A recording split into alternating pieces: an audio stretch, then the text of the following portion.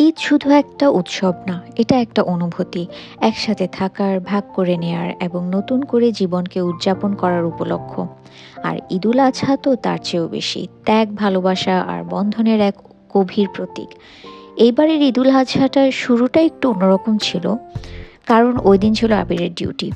দিনে ও কাজেই ছিল। কিন্তু তাতে আমাদের আনন্দ একটুও কমেনি।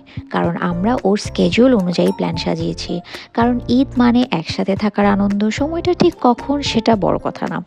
রাতে আবির বাসায় আসে, তারপরে একসাথে ঈদের ডিনার, হাসি, মজা, সবার মুখে তখন শান্তির হাসি। ঈদের আসল মজা তো এইখানেই। ঈদ এখানেই শেষ না, পরের দিন কিন্তু আমরা মুভি দেখতে যাই। খুবই সিম্পল একটা প্ল্যান, কিন্তু ঈদের আমেজ ছিল অনেক স্পেশাল। তারপর আমাদের ঈদ ট্রিপ শুরু টু চিটাগং। আমরা ট্রেনে করে যাই। অনেক লম্বা সফর, কিন্তু আমাদের ইন্টেনশনটাই ছিল পুরো জার্নিটা আমরা এনজয় করে করে যাব, এবং আমরা করেছিও। বিভিন্ন ধরনের স্ন্যাক্স, মুভি আর নিজেরা একটু গল্প করা, এভাবেই আমরা আমাদের লম্বা ট্রেন জার্নিটা প্রতিটা সেকেন্ড উপভোগ করি। একটু একটু করে বৃষ্টি পড়ছিল, চারপাশ ঠান্ডা হয়ে গিয়েছিল। ট্রেনের ভেতরে বসে বৃষ্টি উপভোগ করা কিন্তু অনেক মজার। এটা আমাদের জার্নির একটা অন্যতম এডিশন ছিল। চিটাগং যাওয়ার পর ঈদের আবার আমেজ অন্যরকমভাবে আমরা দেখি।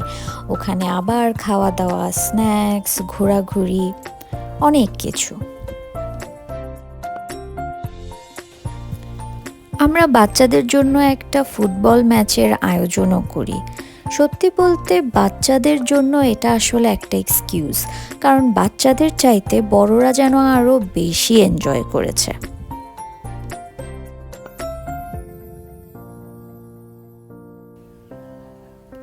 চিটাগংয়ে যাব আর লেট নাইট হ্যাং আউট হবে না, এটা আসলে ইম্পসিবল একটা ব্যাপার। চিটাগংয়ে ঢাকার তুলনায় রাতে বেশিরভাগ শপিং মল বা যেটাই হোক, ফুড কোর্ট, এগুলো খোলা থাকে। ঢাকায় ইউজুয়ালি 12টার মধ্যে ম্যাক্সিমাম ক্লোজ হয়ে যায়। তাই চিটাগাংয়ে বের হলে আমাদের একটা লেট নাইট হ্যাং আউট বা নাইট হ্যাং আউট, আমরা এটা খুবই এনজয় করি। ওখানের পুরো আমেজটাই এরকম থাকে। সবাই দিনে যার যার কাজ করে ফ্যামিলির সাথে সময় কাটানোর পর সবাই রাতে বের হয়, বাইরে ঘুরতে যায়। আর টু বি ভেরি অনেস্ট, চিটাগাংয়ে ঘোরার মতো অনেক অনেক কিছু আছে। অবশেষে আমরা রাতে পতেঙ্গা যাই, সেখানে অনেক মজা করি। ওখানকার অ্যাম্বিয়েন্সটাই অন্যরকম ছিল। আর এভাবেই আমাদের ঈদের ছুটিটা শেষ হয়।